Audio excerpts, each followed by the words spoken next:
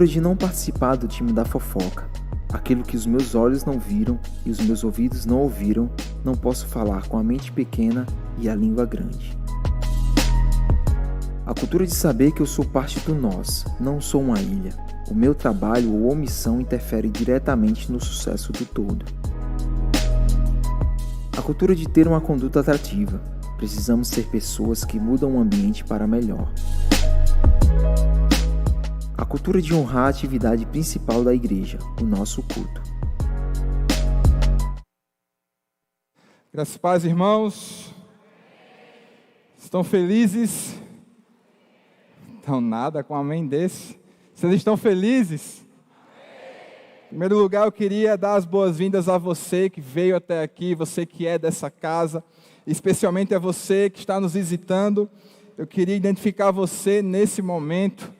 Queria que você fizesse um sinal com a tua mão, se você tem estado aqui conosco e ainda não visitou o nosso lounge. Talvez você esteja pela segunda vez, pela terceira vez, e não conheceu o nosso lounge. Faz um sinal assim com a tua mão que nós temos um presente para te dar. Em nome de Jesus, se houve pessoas ali atrás, glória a Deus, sejam bem-vindos aqui na frente também. Glória a Deus, sejam muito bem-vindos, sintam-se em casa. A gente só quer te dar um presente e ao final do culto te convidar para que você dê uma passadinha lá no lounge. A gente quer bater um papo muito bacana com você, coisa rápida. Eu tenho certeza que você não vai se arrepender. Amém? Eu estou muito feliz. Domingo passado eu não pude estar no culto, estávamos nos arrumando em casa para vir para a igreja. E o Arthurzinho começou a ficar muito mal. Ele já vinha alguns dias vomitando e passando mal, sentindo algumas dores abdominais. E a gente estava tomando banho, se arrumando para vir para o culto. E ele arriou no sofá. E nós, para darmos ali uma atenção a ele, ao que ele estava sentindo, preferimos ficar em casa, acompanhamos online. E graças a Deus ele está bem. Na segunda ele já amanheceu muito bem. Porém, eu estou muito feliz porque no domingo, mais precisamente do domingo para a segunda, 1 da manhã, tomamos um susto lá em casa. Recebemos visitas que nós não estávamos esperando, né? Vocês devem ter acompanhado nas redes sociais, minha sogra, meu sogro, vieram de Portugal de surpresa e pegaram a gente assim, completamente desprevenidos, mas foi um susto muito bom de se sofrer, amém? E tem estado conosco nesses dias e tem sido uma bênção. Eu amo meus sogros, você que é genro, você que é nora, se você não se dá bem com a sua sogra, com seu sogro, eu sinto muito, porque eu me dou muito bem. Eu vou dizer uma coisa para você, eu tenho 4, viu? Uma longa história, mas eu amo, fui tratado e recebido como um filho pelos meus sogros, e sou muito grato a Deus por conviver com eles e ter eles aqui no Brasil conosco nesses dias. Então eu estou muito feliz, estou muito empolgado para o que Deus vem colocando no meu coração acerca desse tema, a vontade de Deus, entendendo a vontade de Deus. Eu creio que nós temos, de uma certa maneira, uma dificuldade em entender, em praticar ou conseguir dimensionar a vontade de Deus. Eu, por exemplo, colocando e me usando como exemplo, eu tive há algum tempo muita dificuldade de compreender qual que é a vontade de Deus. Eu quero usar um exemplo que está lá em Juízes. Eu queria que você abrisse aí a sua Bíblia no livro de Juízes, no capítulo 6. Nós vamos ler alguns trechos aqui desse momento na vida de um homem chamado Gideão.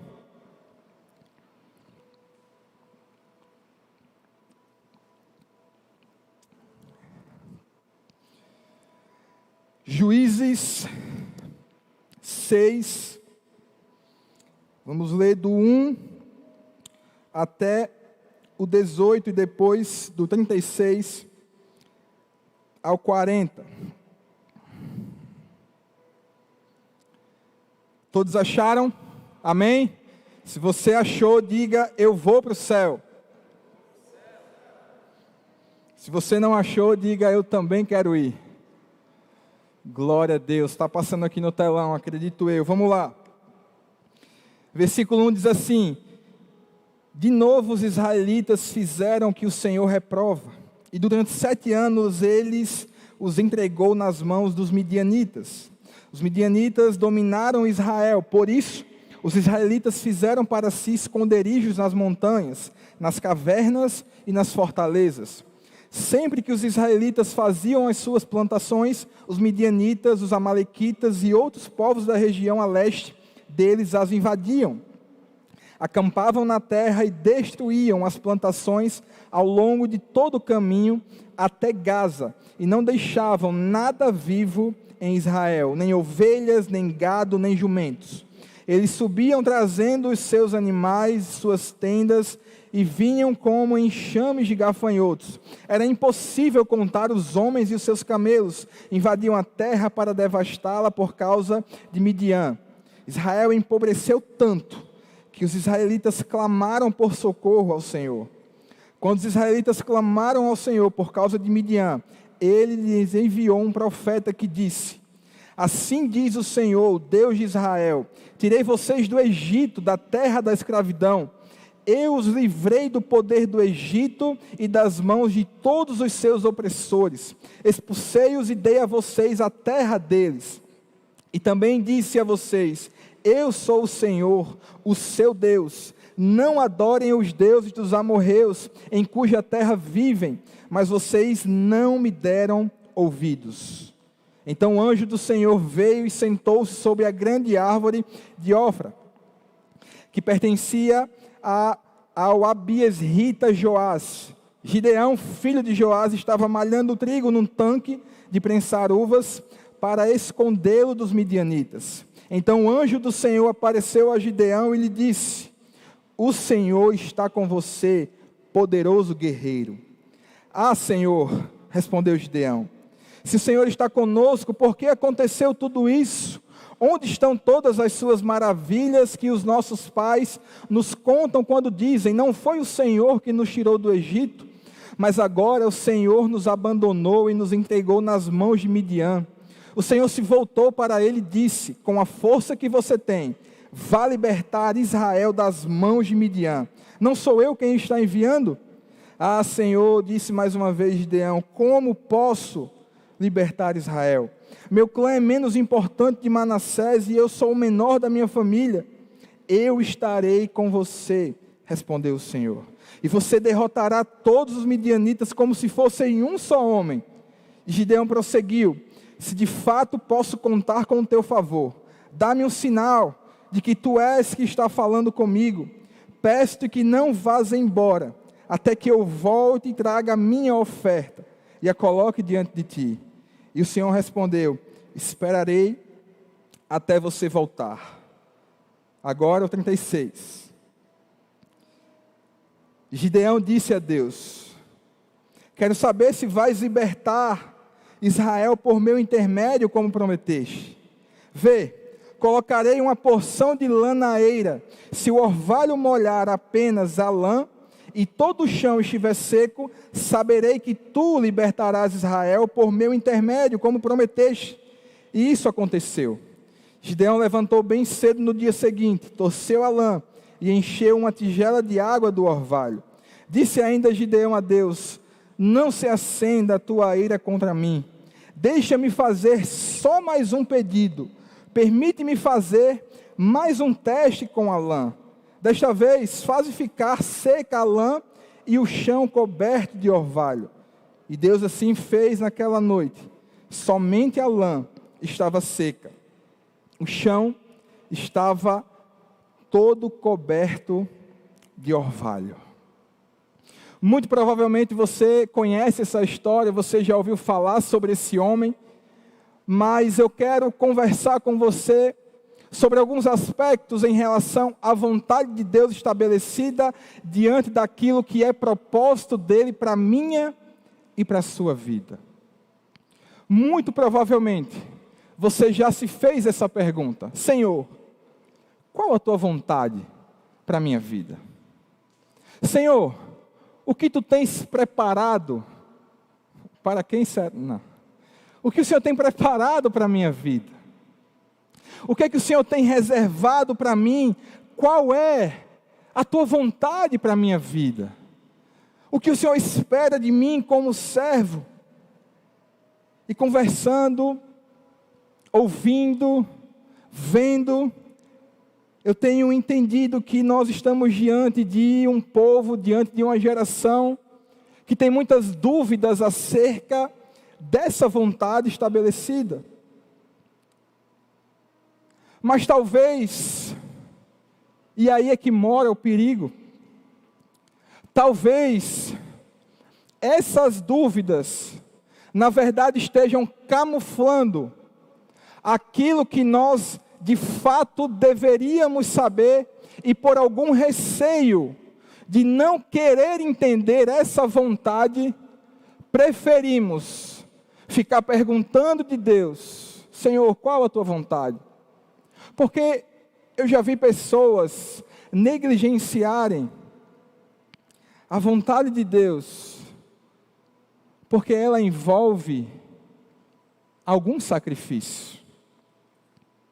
A vontade de Deus estabelecida na minha e na sua vida envolvem sacrifício, envolvem atitudes, envolvem princípios.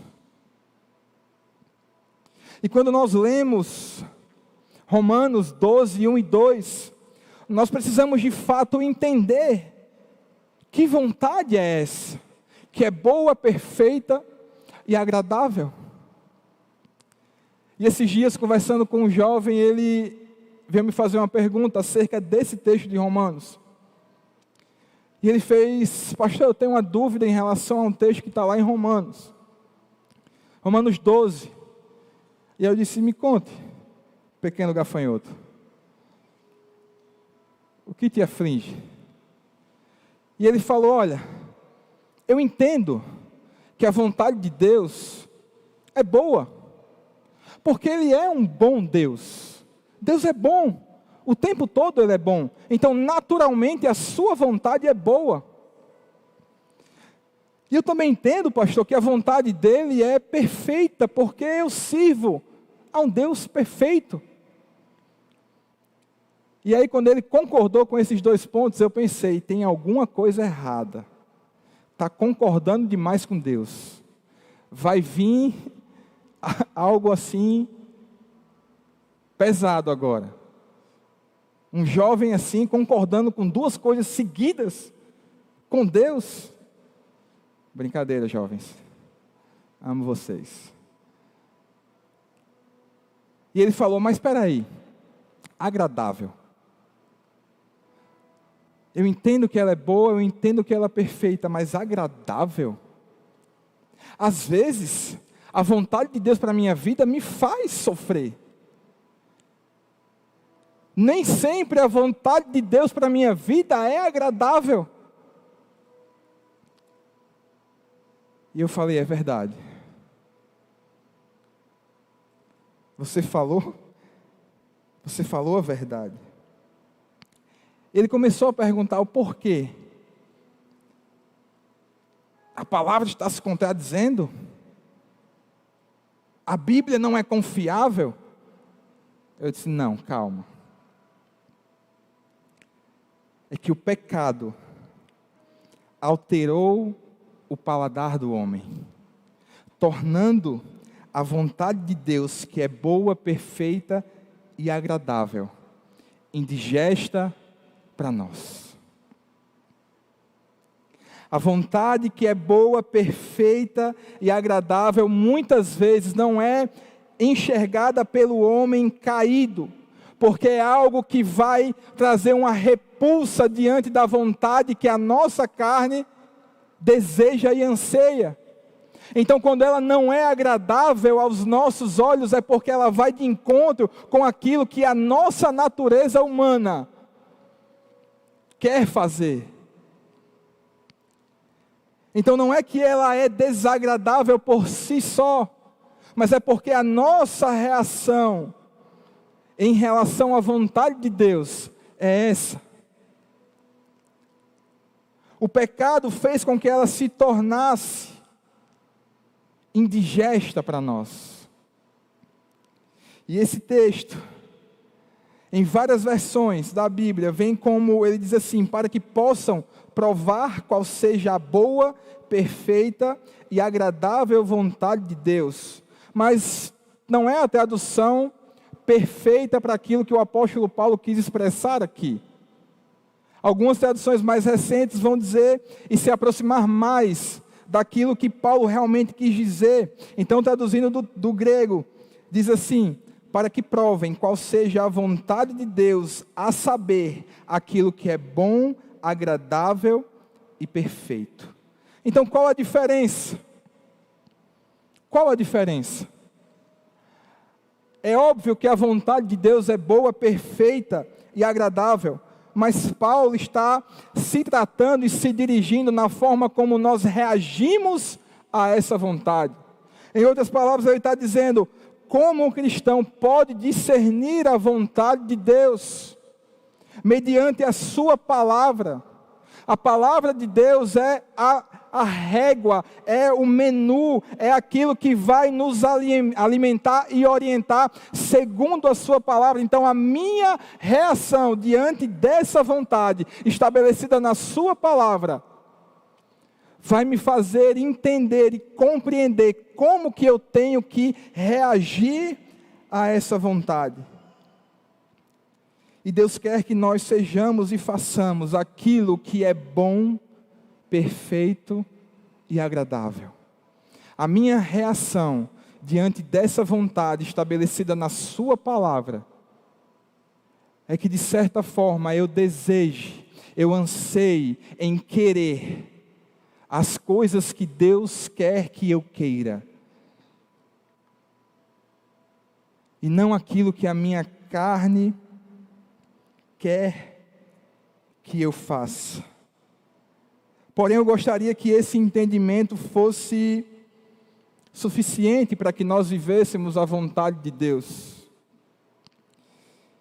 O grande problema é que esse entendimento acerca da vontade de Deus nos dá, de certa forma, uma ilusão acerca da manifestação da sua vontade. Como assim?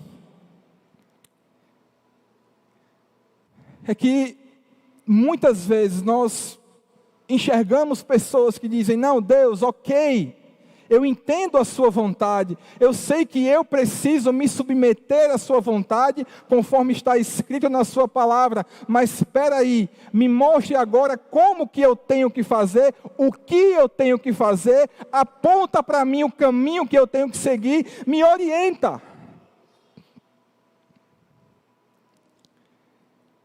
E por trás desse entendimento raso, nós muitas vezes falamos que entendemos essa vontade, mas no final das contas queremos que Deus a manifeste de uma forma que já está na sua palavra, mas nós não estamos dispostos a ouvi-la, lê-la e segui-la, e queremos que de uma forma miraculosa Deus a entregue de mãos beijadas para nós. Nós também cometemos o erro, eu também cometo o erro de condicionar a vontade de Deus a sinais e maravilhas. Quando isso não acontece, é porque não é da vontade de Deus. Quando isso não acontece, quando Deus não intervém de uma forma miraculosa, é porque não era da vontade dele. Eu também gosto de segmentar a vontade de Deus. Beto canta muito bem, então Beto está fazendo a vontade de Deus. Eu não, porque eu só fico lá fora, olhando os carros. Oliveira é coordenador de culto, ele faz o culto acontecer tudo direitinho. Então, Oliveira está cumprindo a vontade de Deus. Eu que estou lá no CIDS, talvez eu esteja muito distante daquilo que é a vontade de Deus para a minha vida. A gente começa a segmentar. Fulano cumpre e faz a vontade do Senhor. Ciclano não. Segmentamos a vontade de Deus.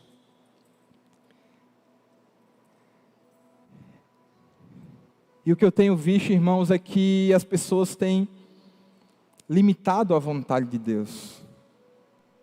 E isso é muito perigoso para nós. Limitando aquilo que é ilimitado. A vontade de Deus, ela é manifesta em sinais e maravilhas, óbvio. Ele é Deus. Ele é Deus e nós vemos que Ele já fez isso. E pode fazer a qualquer momento. Mas a vontade dEle também é manifesta em nossa vida, em pequenos detalhes também. Em coisas que nós julgamos talvez irrelevantes, mas não, para Deus nós estamos ali, diante da vontade dEle, cumprindo. É um estilo de vida, é a maneira como eu e você vivemos, são as decisões que tomamos, as atitudes que temos e os princípios que nós não negociamos, que vão determinar se eu e você estamos no centro da vontade de Deus ou não. Amém? Você está vivo aí? Amém. E quando eu falo que essa geração meio que negligencia ou abre mão de viver essa vontade, é porque envolve perdas. Quando você não negocia princípios estabelecidos na palavra, você para de ser o cara mais legal da tua turma. Porque você está se opondo àquilo que todo mundo está fazendo. Se todo mundo está se drogando e você diz, não, eu não posso fazer isso. Você é um cara chato. Mas você está conservando os princípios que deveriam ser inegociáveis na minha e na sua vida. É quando nós mudamos atitudes que outrora as pessoas riam de nós. E agora nós tivemos um encontro com Cristo, agora eu penso diferente, agora eu ajo diferente, agora eu falo diferente, então as minhas atitudes serão diferentes. Quando você se posiciona dessa forma, acredite em mim, na palavra de Deus, você está se posicionando segundo a vontade dEle. Mas isso tem esbarrado. Isso tem feito com que a nossa geração, jovens, adultos, adolescentes, parem e não queiram viver a vontade de Deus, porque ela envolve sacrifício. Envolve você se negar a fazer o que todo mundo faz, para agradar a Ele. E nós só queremos agradar os nossos amigos. A gente só quer agradar a galera. A gente só quer chegar na turma e dizer, poxa, meu irmão, senta aí.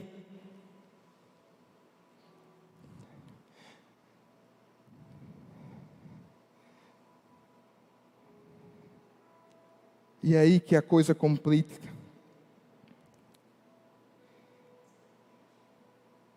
Viver a vontade de Deus, muitas vezes, pode parecer pesado isso, mas viver a vontade de Deus, muitas vezes, envolve permitir que Ele destrua os nossos sonhos.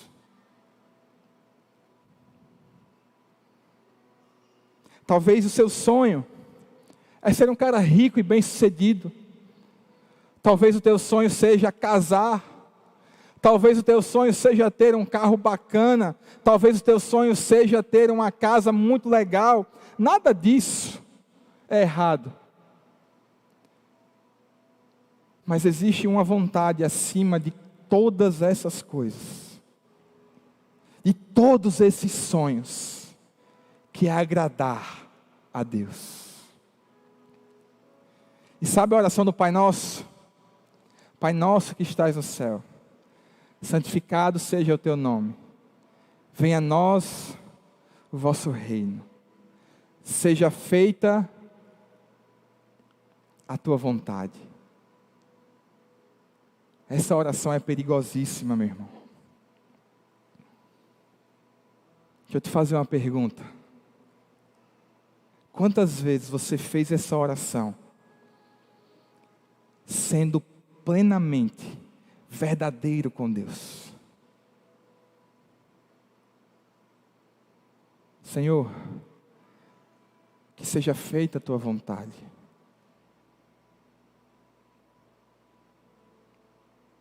Essa oração é perigosíssima. Mas quantas vezes nós falamos, repetimos, mas o nosso coração está distante de querer que a vontade dele se estabeleça na nossa vida. Quantas vezes você foi verdadeiro quando você disse: Senhor, que seja feita a tua vontade. O próprio Jesus passou por isso. Acredito eu que não foi agradável passar pelo que ele passou. Jesus transpirou sangue. E isso é comprovado cientificamente quando o nível de angústia é muito grande. Jesus chega diante do Pai e diz: Pai, se possível, passa de mim esse cálice. Contudo, não seja feita a minha vontade. Contudo, Pai, se houver outra forma, menos dolorosa, que eu não perca tantos amigos, que eu não vire chacota na minha faculdade, que os meus pais me amem, que os meus amigos não me abandonem. Pai, se houver outra forma, passa de mim esse cálice. Contudo, que seja feita a tua vontade. Quantas vezes nós fizemos essa oração, expressando ali os nossos mais profundos sonhos e desejos, e colocamos diante do Senhor, dizendo: meu Deus, eu quero isso, eu quero aquilo, eu quero ter isso, eu quero ter aquilo, mas Pai, que não seja feita a minha vontade, mas a tua.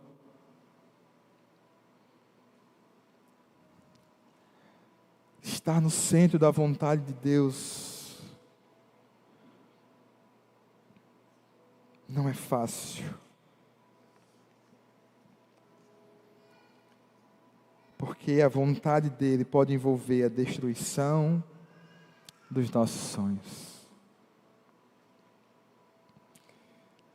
E como então consultar a vontade de Deus? Nós temos visto tanto na ficção quanto na religião, as pessoas consultando a vontade de Deus, as pessoas consultando o horóscopo, as pessoas colocam até na bio do Instagram cristão e leonino. Não sei se você já viu isso, está repreendido em nome de Jesus. Profetas, videntes, porque anseiam por um futuro revelado. O que nós gostamos mesmo é de ter um futuro revelado. E como eu disse no início, talvez eu e você já fizemos essa oração: Senhor, mostra-me o caminho. O que é que eu preciso fazer? Me dá um sinal. E essa oração, por um lado, é válida, mas por outro é inválida. Porque nós vivemos falando que queremos viver a vontade de Deus.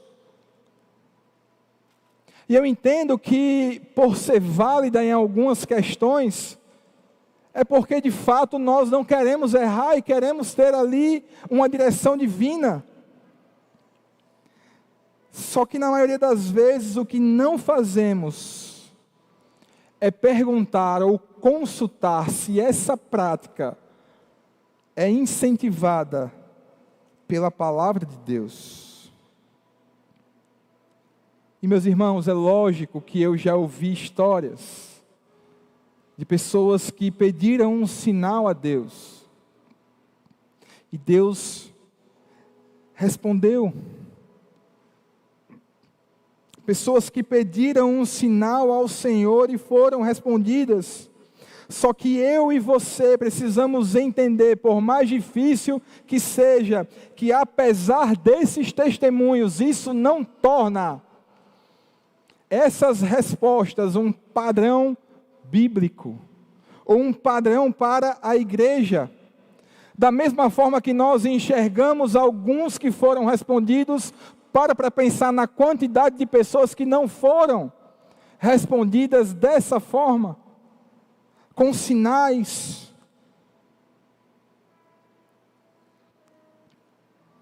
E nós temos histórias na Bíblia e nós lemos uma, Gideão. O anjo do Senhor dá uma ordem clara a Gideão: você, poderoso guerreiro, vai libertar o povo de Israel de Midian. Estabeleceu a vontade dele para Gideão naquele momento. E o que é que Gideão faz? Senhor, colocar uma lã aqui, porque como o Senhor prometeu. Então, se essa lã estiver seca e o chão ao redor estiver molhado, eu entenderei que o Senhor estará comigo. Deus foi lá e esteja feito. E você percebe que Gideão, ele fica meio ressabiado com Deus. Ele fala: Senhor, eu peço que o Senhor não se ire comigo, não fique chateado comigo, mas deixa eu pedir só mais uma, só para ter a certeza que realmente o Senhor estará e irá comigo. Então faça o contrário do que eu pedi ontem. Deus mais uma vez vai lá e dá o sinal a Gideão conforme solicitado. Só que nós precisamos entender alguns pontos que mostram o porquê essa história não é um bom exemplo para nós. O primeiro deles fica evidente a falta de fé de Gideão. Fica evidente a falta de fé de Gideão na palavra que Deus dirigiu a ele no início do capítulo que lemos. Não satisfeito, ele pede um novo sinal. E Deus tem paciência com Gideão porque tinha um plano para toda a nação de Israel.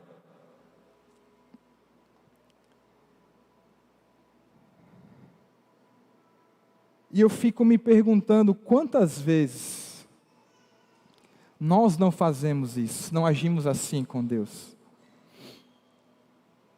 Tem um livro chamado Tomando Decisões Segundo a Vontade de Deus, do pastor Heber Campos Júnior. Tem uma frase que ele diz assim: não só em Juízes, mas em toda a Escritura, o padrão é que sinais eram dados em tempos de incredulidade. Eles não eram sinônimos de que o povo estava crendo em Deus, mas duvidando a tal ponto que Deus precisava intervir miraculosamente.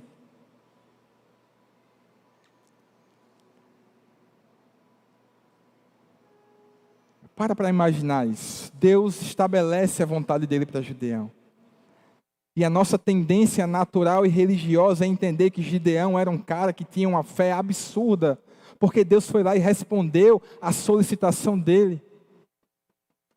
Mas Deus precisou fazer um milagre para que, de tão incrédulo que ele era, ele pudesse entender qual era a vontade de Deus naquele momento. E o que isso significa? É que nós precisamos entender que a vontade de Deus está clara e revelada na palavra dele.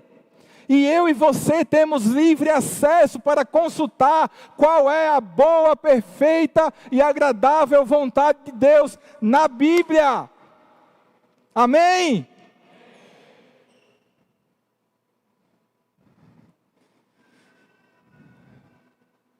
Está aqui, irmãos. Ficar pedindo sinais para Deus é um sinal de maturidade e fuga do compromisso que nós deveríamos ter com a palavra. Sabe quando você já sabe uma resposta, mas você não quer ver essa resposta, e você fica perguntando a várias pessoas para ver se vai chegar em alguém, e esse alguém vai dizer aquilo que você quer ouvir. É como nós agimos muitas vezes com Deus.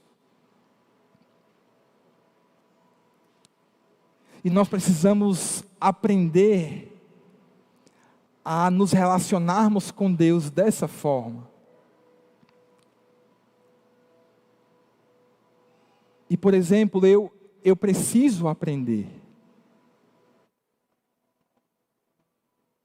Muitas vezes eu não consigo engolir e aceitar muito bem opiniões da minha esposa, por exemplo. Sabe quando você quer fazer alguma coisa e você toma aquela decisão e você, meu amor, e aí, o que é que você acha? Quando ela faz, olha, aí eu já sei que deu ruim.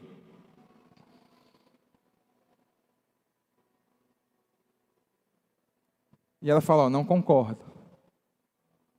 E o pior de tudo, ela fala, mas se você quiser fazer, não tem quem faça, meu amigo. É doida. Mas como nós aprendemos ontem aqui, como eu que decido, eu que mando, eu vou e prefiro não fazer. Mas às vezes nós ficamos fugindo, irmãos,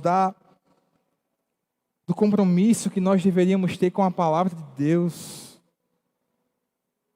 E a gente fica fazendo perguntas, me perdoem a palavra, mais estúpidas para Deus. Perguntas que já estão respondidas aqui na palavra. Senhor, é da tua vontade? Mas a palavra está dizendo que não. E você, mas Senhor, eu tenho sido tão fiel. E às vezes a gente fica fazendo umas perguntas a Deus, por exemplo, com quem eu vou casar? Onde eu vou trabalhar? Onde eu devo trabalhar? Qual curso eu preciso fazer? Qual faculdade eu vou fazer? Decisões que cabem a mim e a você. Tomar uma decisão, fazer uma escolha, mas não uma escolha vazia. Baseado na palavra, Tiago 1, 5 e 6 vai dizer, se algum de vocês tem falta de sabedoria, peça a Deus que a todos dá livremente, de boa vontade, e lhe será concedida. Peça, porém, com fé, sem duvidar, pois aquele que duvida é semelhante à onda do mar, levada e agitada pelo vento. Ou seja, decidir de qualquer forma, não. Mas nós podemos sim tomar decisões respaldados na palavra de Deus. Eu não preciso estar perguntando com quem que eu vou casar, mas eu posso pedir sabedoria a Deus para entender qual decisão, qual avaliação eu devo fazer, o que é que eu preciso observar. É entender que eu não preciso pedir sinais, porque quando eu peço um sinal, eu anulo o processo de maturidade e intimidade que eu teria com Deus, caso eu exercitasse conforme a sua palavra, a vontade estabelecida nela. Nós precisamos entender que Deus pode nos dar e quer nos dar sabedoria para escolher bem. Mas sabe o que acontece? Eu vou dizer para você o que é que acontece. Especialmente você que é solteiro. Preste atenção.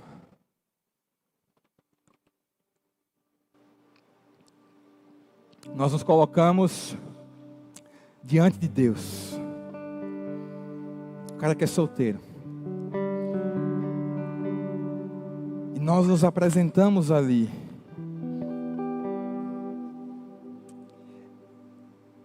E nós dizemos: Pai, em nome de Jesus, esse culto está maravilhoso. Esse louvor está uma bênção, mas hoje eu estou sentindo, Deus, que o Senhor preparou. A mulher que eu vou casar, Senhor, está aqui hoje. E Senhor, em nome de Jesus, quando eu abrir os meus olhos, o Senhor vai me mostrar quem é. É assim que eu oro, Pai, com fé, sem duvidar. Em nome de Jesus. Amém. Aí aparece.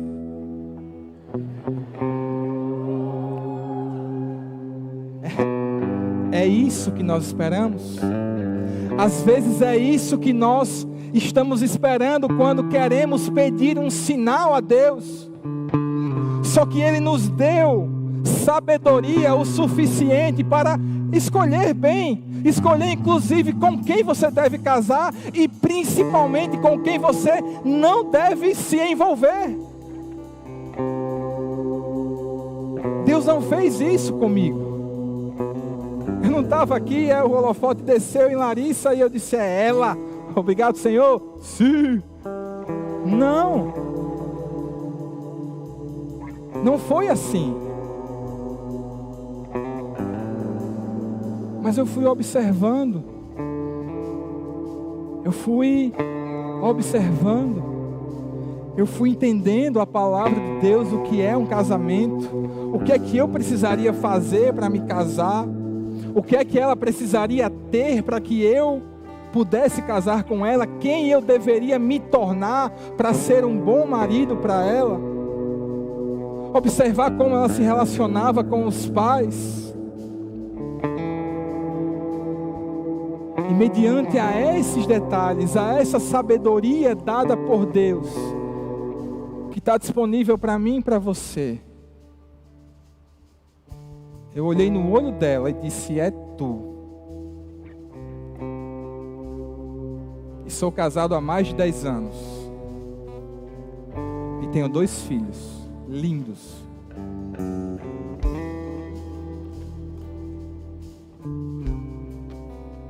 A gente precisa parar de fazer essa barganha, esse jogo com Deus, de pedir sinais.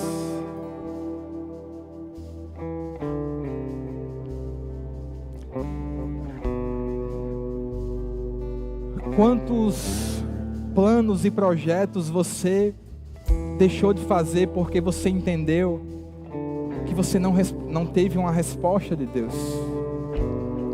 Sabe aquele sonho, aquele projeto que você tinha e você estava no gás, estava empolgado para fazer, e você começa a fazer,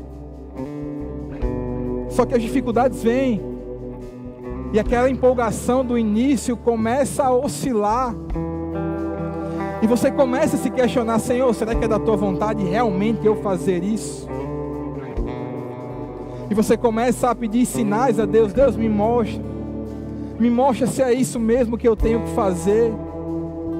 E porque você não se presta ao papel como um bom discípulo de Cristo, de pegar a tua Bíblia, de ir para o teu quarto, fechar a porta, ter um relacionamento com Deus, ter uma intimidade com Deus, olhar a palavra dEle, entender qual que é a vontade dEle estabelecida para você, porque você não quer pagar esse preço, e porque você não teve uma resposta,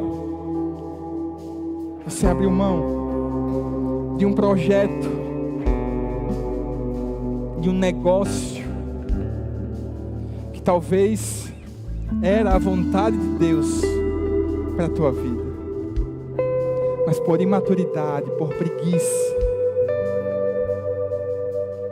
a gente vê essas coisas escapando das nossas mãos.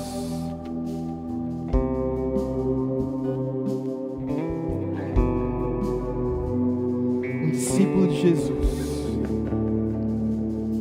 toma as suas decisões de acordo com o seu relacionamento com Deus.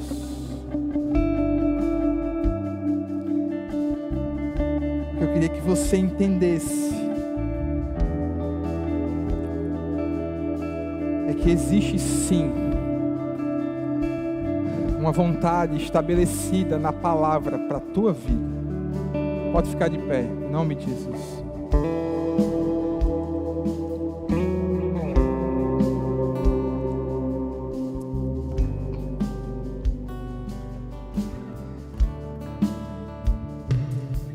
Precisamos ter esse estilo de vida que agrada ao Senhor. Não é um estilo de vida escravo de uma palavra profética. Não é um estilo de vida escravo da irmã do coque. Não é um estilo de vida escravo de uma palavra pregada em um culto como esse. Mas é um estilo de vida pautado, alinhado com a palavra de Deus. A vontade dele para a minha e para a tua vida está aqui. Amém? Você está aqui hoje, você está entendendo isso? A vontade de Deus para a minha e para a sua vida está escrita nesse livro. Resta você sair daqui hoje entendendo que a sua missão é se colocar nesse lugar e entender que o seu estilo de vida vai complementar e completar e cumprir aquilo que Romanos 12 estava dizendo, que é quando você não se conforma mais, porque a sua mente agora, ela foi renovada, ela foi transformada, houve uma mudança de pensamento, porque a sua mente agora foi transformada pela palavra, e então você, entendendo a vontade de Deus, estabelecida na palavra, você vai poder se oferecer como um sacrifício vivo, santo e agradável. E aí esse é o nosso culto racional. E mudar a sua forma de pensar não é um exercício místico. Antes eu só queria farra, hoje eu só quero palavra. Eu mudei o modo de pensar. Hoje eu entendo, hoje eu sei.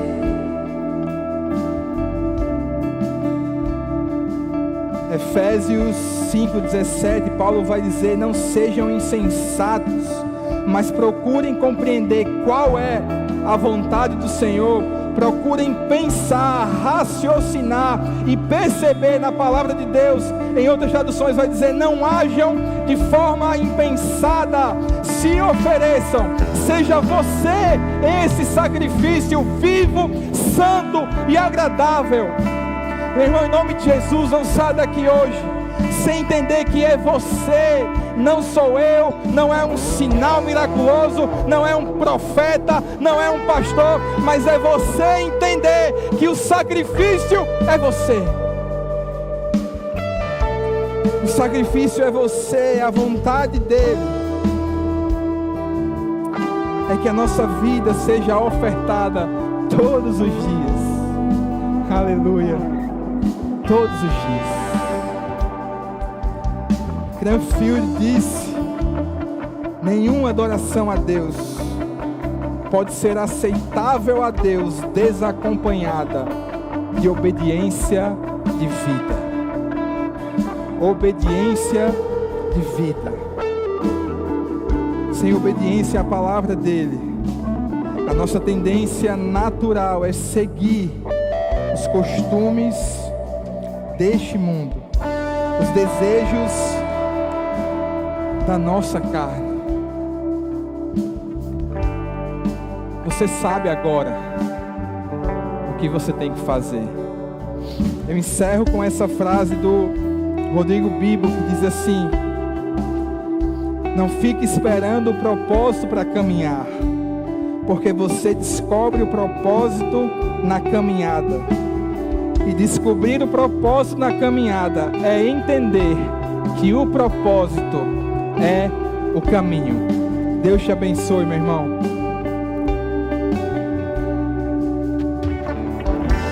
Quem pode crer, quem pode ouvir? O servo de todos é o rei, mesmo desprezado nos amou. O ramo da vida revelou, por suas feridas nos curou.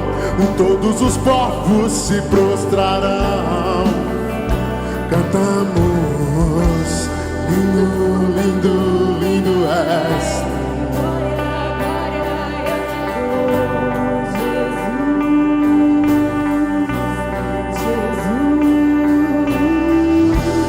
Lindo, lindo, lindo és. Glória, glória a Deus.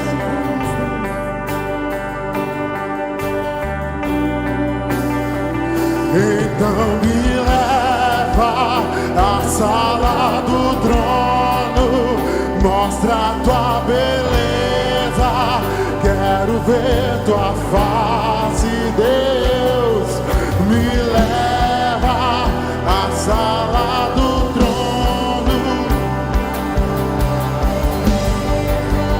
quero ver tua face, Deus. Só quero ver você. Só quero ver você. Só quero ver você.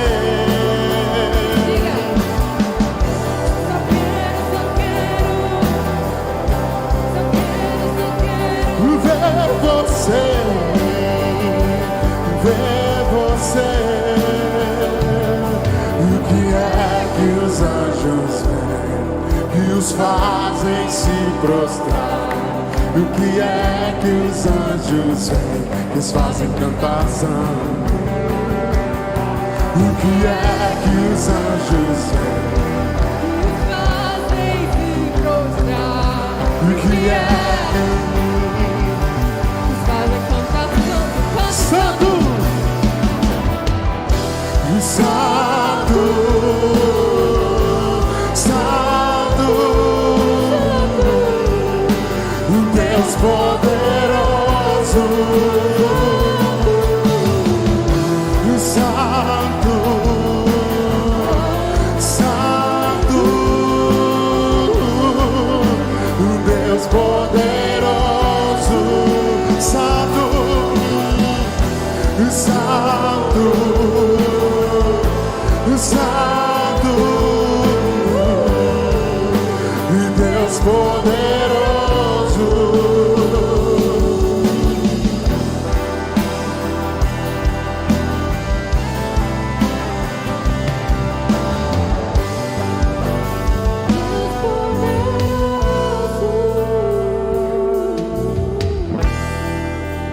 Feche seus olhos em nome de Jesus. Quero orar por você. Eu não sei qual era o teu entendimento acerca da vontade de Deus, mas em nome de Jesus, eu não sei como você chegou aqui nessa noite, eu não sei como o teu coração está, mas existe um Deus, e o Espírito Santo de Deus já tem tido total e absoluta liberdade nesse lugar para sondar os corações. E meu irmão,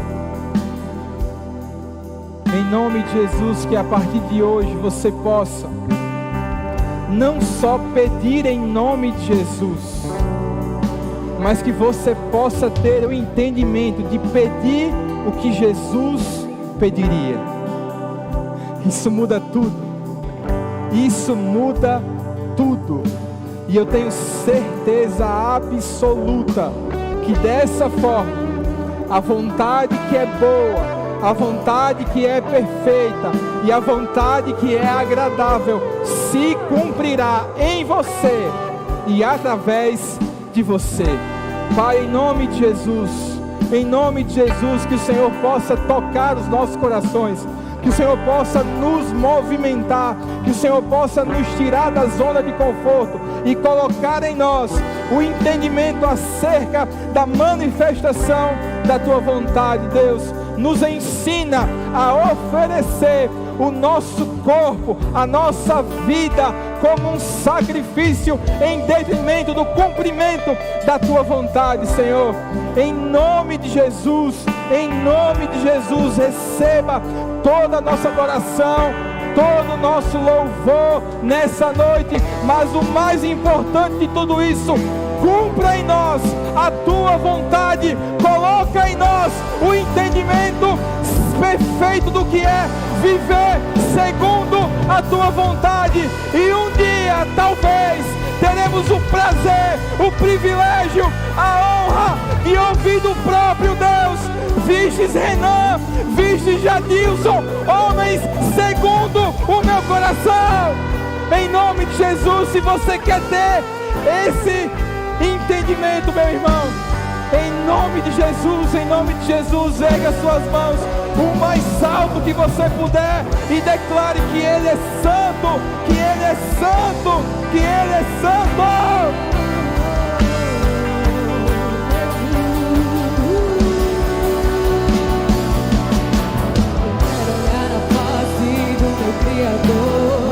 Olhar na face daquele que primeiro me amou.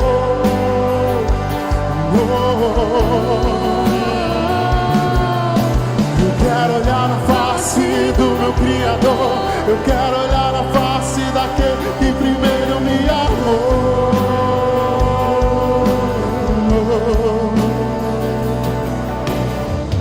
Eu ainda tenho fome, eu ainda tenho lenha. Podes vir queimar, podes vir queimar. Eu ainda tenho fome, eu ainda tenho lenha. Podes vir queimar, podes vir queimar. Eu ainda tenho fome, eu ainda tenho lenha. Pode vir queimar, Venha queimar. o fogo em teus olhos fez eu me apaixonar. Queimou todos os outros amores, queimou todos os outros amores. O fogo em teus olhos fez eu me apaixonar. Queimou todos os outros amores, queimou todos os outros amores.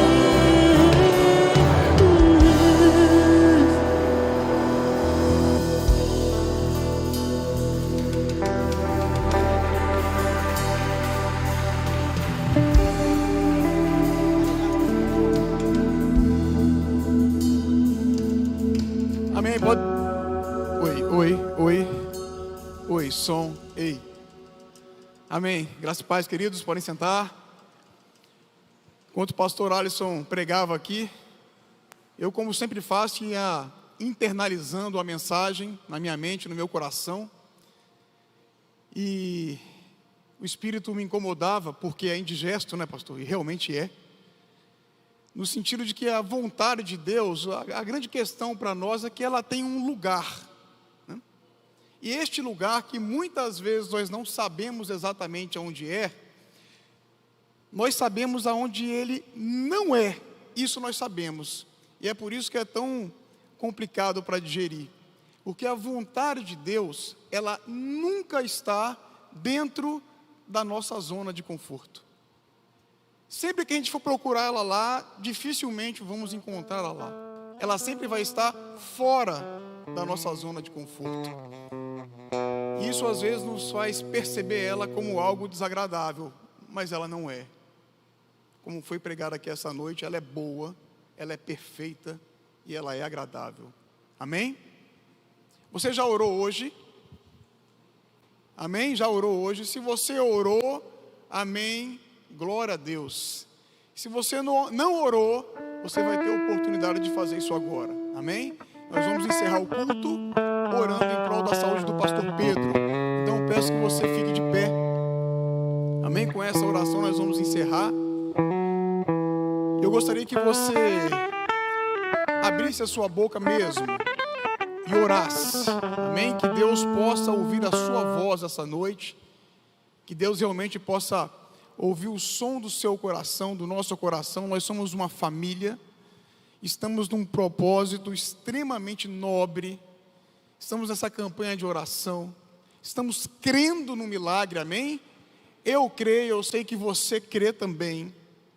Pode parecer impossível, difícil demais para nós, mas nós estamos orando na direção de um Deus que não conhece o impossível.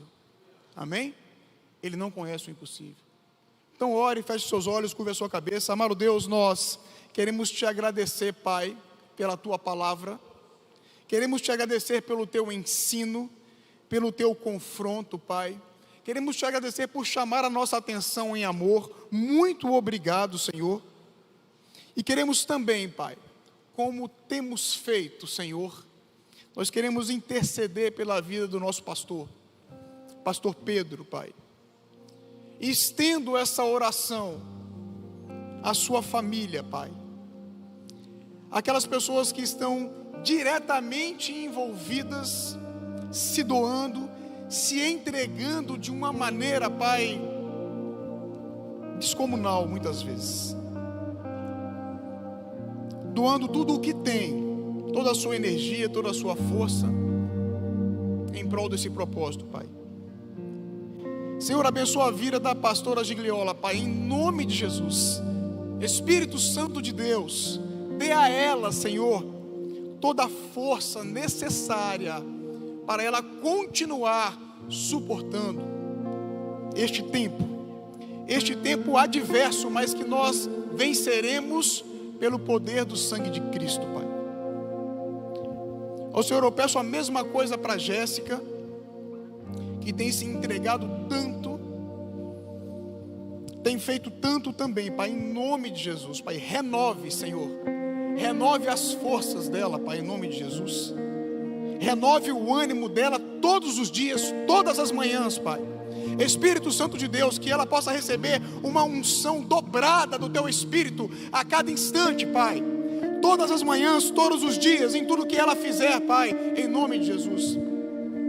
A todos os familiares do pastor, a todas as pessoas que têm se entregado em oração, recursos, tempo, Pai, em nome de Jesus. A esta igreja, Pai, que tem orado, que tem se entregado, que tem colocado o seu joelho no chão e tem clamado ao Senhor, que é o Deus que tudo pode, Pai. É a Ti que nós oramos, é a Ti que nós pedimos força, Pai, em nome de Jesus. Em nome de Jesus nós clamamos, Pai, pela restauração completa da saúde do pastor Pedro, Pai. Em nome de Jesus, remova, Senhor, remova cada tumor, remova, Pai, tudo aquilo que não veio do Senhor para a vida dele agora, em nome de Jesus. Em nome de Jesus, Pai. Remova essa enfermidade, Pai, em nome de Jesus. Remova este câncer da vida dele, em nome de Jesus, Pai. Nós clamamos por uma intervenção milagrosa, Senhor, na vida do pastor Pedro. É por isso que nós oramos, é a Ti que nós clamamos, porque Tu és o nosso Deus, Tu és o nosso Senhor, Tu és um Deus de promessas, Tu és um Deus de milagres, Pai, e nós cremos nisso, e tomamos posse desta cura, tomamos posse deste milagre, em nome de Jesus. Em nome de Jesus, restaura, Pai. Restaura, Espírito Santo de Deus. Restaura a saúde do nosso pastor, Pai. Esta é a nossa oração, Pai. Este é o nosso pedido, este é o nosso clamor. Nós repreendemos toda ação maligna, toda ação do inferno, todo o plano do derrotado do diabo contra a vida do pastor Pedro será frustrado em nome de Jesus. Em nome de Jesus. Nós não oramos a um Deus qualquer. Nós oramos ao Deus do impossível. Nós oramos ao Rei dos Reis, ao Príncipe da Paz, ao Senhor dos Senhores, a Jesus de Nazaré. Louvado seja o teu nome, a tua grandeza, as tuas misericórdias que são boas e duram para sempre, Pai. E por fim quero lhe pedir com muita humildade, Senhor, na mesma paz, no mesmo amor, na mesma segurança que o Senhor nos trouxe até aqui essa noite, o Senhor possa nos levar de volta para os nossos lares. E eu faço esta oração em nome do teu Filho amado, o nosso Senhor, o nosso Salvador, Jesus Cristo. E a igreja diz: amém.